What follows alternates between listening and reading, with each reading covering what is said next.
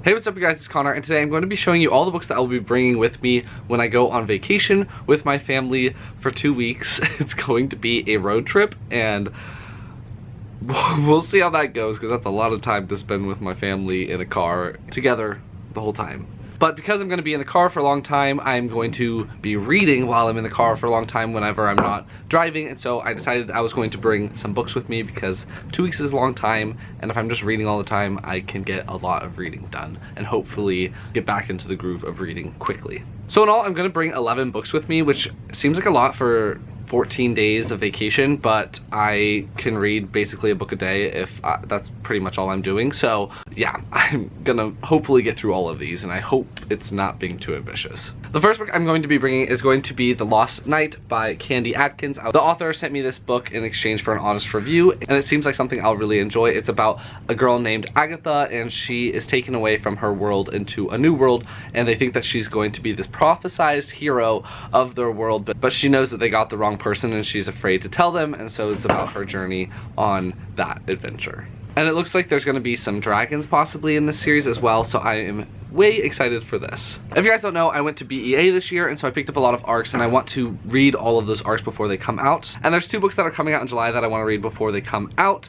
and so the first one is going to be How to Hang a Witch by Adriana Mather. This is about a girl named Samantha who moves from New York to Salem, and she finds out that she's the descendant of someone that caused the Salem witch hunt trials, the person that was, judging the witches and burning them at the stake and everything, and so she automatically makes enemies with the descendants of the witches, and so she gets mixed up with all of that. And she also has some type of communication with a ghost that's in the town, and the ghost kind of gives her a hard time. I heard some people describe it as Mean Girls with witches, so I will hopefully and really enjoy it, and I hope it's going to be a pretty funny, lighthearted read.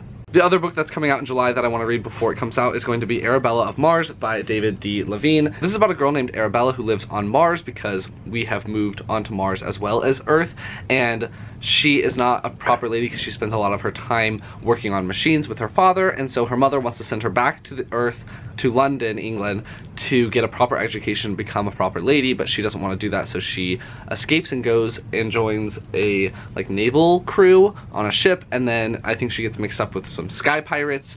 It sounds amazing. The author was so funny at BEA. He was so excited people were in his line because this is his debut novel, and so I really, really want to read this. I hope I love it because I want to review it and make sure that people know about this novel. The next book I'll be reading is Downsiders by Neil Shusterman. This is about a boy named Talon who lives underneath I don't know what city it is, but he lives in what's called the downside. It's just beneath whatever city that he's in, and so one day he has to leave the downside so that he can find medicine for his sister, and then he runs into a girl that lives topside, and then they just connect and they start learning about each other's worlds and everything. I'm not exactly sure what the message is going to be because Neil Shusterman always works in some type of moral message into each of his books, so we'll see what this one is about. It's the last Neil Shusterman book that I own that I haven't read yet, and so this will be my 14th book by him that I will be reading. I'm on a huge Neil Shusterman kick this year, so just gonna be continuing on with it. I'm also gonna bring The School for Good and Evil, A World Without Princes, which is book 2 in the School for Good and Evil series by Saman Chinani. I read the first book with a bunch of booktubers, and I'm hoping that during the time while I'm on vacation, we'll be reading this book as well. I've really been wanting to get into it. It's about a girl named Sophie and Agatha who live in this isolated community within a forest, and there's a superstition that every 4 years 2 children from the town are taken, and one goes to a school for good to become a princess or prince, and one is taken to a school for evil to become a villain. And these 2 girls get taken, but they get taken for the opposite school that they were thinking that they were going to go to. So Agatha gets taken to the good school and Sophie gets taken to the bad school, and it's just about them going to this school and learning about themselves and learning to accept themselves. I love it. It's so funny. Agatha is so funny. Sophie is such a brat. It is so much fun to read. I'm really looking forward to continuing with the series and hopefully get to the 3rd book eventually soon after that, so I will have this one completed within 2016. I'm also hoping to get to The Ocean at the End of the Lane by Neil Gaiman. This is about a guy who goes back to his hometown, and then I think it's just a magical realism book. I don't really know too much about what it's about. I think he finds a pond that's at the end of his road or something, and it brings back memories of his childhood.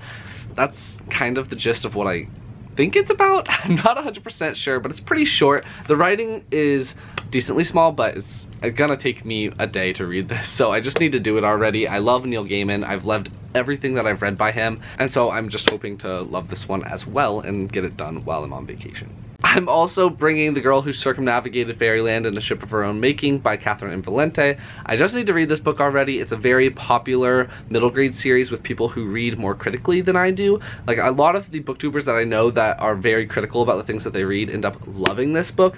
So I'm really excited to get to this because I just need to, and my friend Marines is pushing it on me, and I need to just do it because I've owned the book for a long time and I think I'm really going to like it. It's about a girl named September who goes to Fairyland on the back of a jaguar, I believe, and then she just gets mixed up with the troubles that are happening in Fairyland, and they have the longest titles in the world. I should be able to get this one knocked out quite quickly. One I've been pushing off for a long time and I just need to do it is Six of Crows by Leigh Bardugo. I read all of the Grisha trilogy. Wasn't my favorite, but I've heard a lot of good things about this one. I think it's going to be more my speed. I like the whole heist element. I know Sam from Thoughts on Tomes is like a die-hard Leigh Bardugo fan, and so I just need to do it. I've had it, it's signed, I got it at YALLFest last year, so it's coming up on a year, and it's only a duology, so that's not a huge commitment at all. I'm bringing a book that I sort of DNF'd. I'm bringing Mad Ship by Robin Hobb. This is the second book in the Live Ship Traders trilogy, and I made it 182 pages into this book, but then I ended up putting it down and I never continued.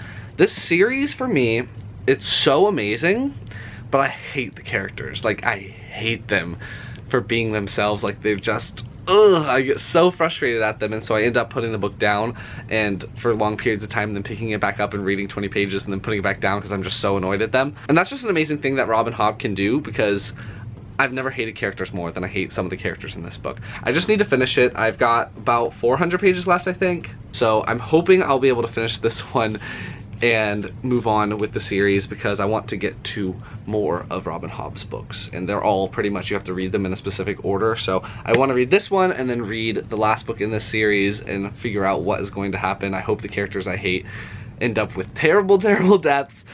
We'll see. I'm gonna bring The Martian by Andy Weir because I've been putting it off. I want to watch the movie. I haven't watched it yet. I haven't been spoiled, but I just kind of have my assumptions of stuff that's going to happen.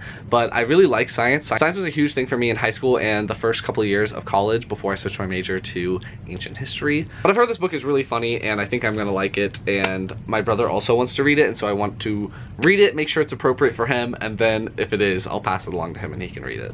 And the last book that I'm officially bringing on vacation, I might buy books while I'm on vacation, who knows, is going to be Bands of Mourning by Brandon Sanderson. This copy is signed. I love Brandon Sanderson, he's one of my favorite authors, but I didn't love Calamity when I read it, and so it's maybe not want to read this book as much. I know I'm gonna love it because I love the Mistborn series and I loved the book before this one, so I just think it'll be continuing that love, but I just have been putting it off because I'm scared. So I just am going to read it, and I'm hoping to rekindle my like unreasonable love for Brandon Sanderson's works. So those are the 11 books that I plan on bringing on my 2-week long vacation. Let me know down in the comments which books I should prioritize or which ones you're really excited to see my opinions on. If you like this video, please give it a big thumbs up, and I will talk to you guys next time. Bye.